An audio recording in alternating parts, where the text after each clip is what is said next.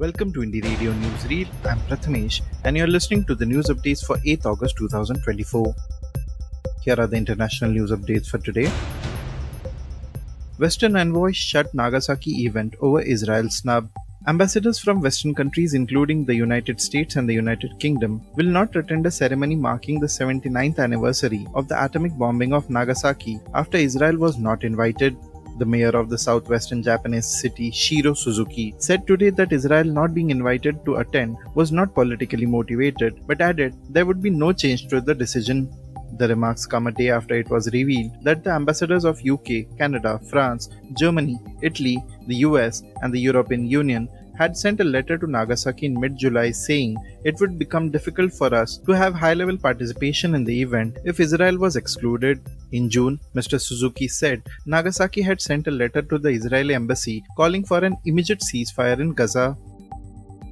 Yunus lands in Bangladesh to lead caretaker government. Nobel Peace Prize winner Muhammad Yunus returned to Bangladesh on Thursday to lead a caretaker government after a student-led uprising ended the 15-year rule of Sheikh Hasina. His plane touched down just days after Sheikh Hasina, the woman who ruled Bangladesh with an iron fist for 15 years, fled across the border to India. The decision to name Professor Yunus as chief advisor of the interim government followed a meeting between President Muhammad Shahabuddin, military leaders, and student leaders. The students had been clear they would not accept a military-led government but wanted Professor Yunus to lead. Strong 7.1 magnitude quake, small tsunamis hit southern Japan with minor damage. A powerful earthquake with a magnitude of 7.1 shook southern Japan today. No major damage was reported and only relatively minor tsunami waves lashed the coast. The quake hit at 4:42 p.m. off Kyushu at a depth of 25 kilometers, the United States Geological Survey or USGS said. The USGS had initially reported two strong quakes with magnitudes of 6.9 and 7.1 but later said there had been only one tremor.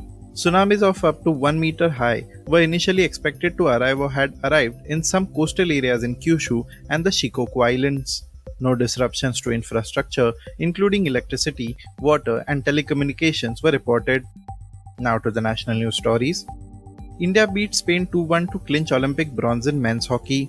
The Indian hockey team has claimed a bronze medal at the Paris Olympics after defeating Spain 2-1 today. The medal is India hockey team's 13th in history and second straight bronze in the games after Tokyo 2020.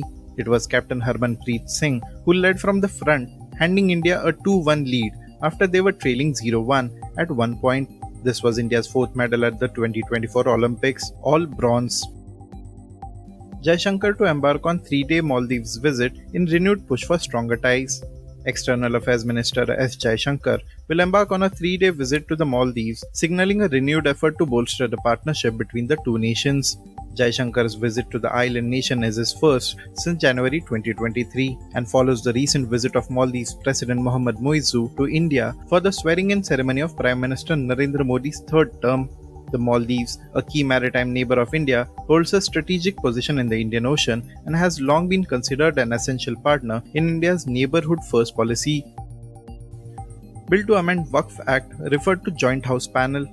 The bill to amend the 1995 Waqf Act for more centralized control of Islamic charitable endowments was today referred to a joint parliamentary panel for further scrutiny after the Congress-led India bloc opposed the proposed law in its present form. Parties such as Rashtriya Janata Dal or RJD, Samajwadi Party or SP, and the All India Majlis-e-Ittehadul Muslimin or AIMIM have criticized the proposed amendments, including for inclusion of non-Muslims in Waqf governance, saying they will encroach on the religious rights. The government has maintained the draft legislation seeks to improve the administration of Waqf properties that Muslims dedicate for religious or philanthropic purposes.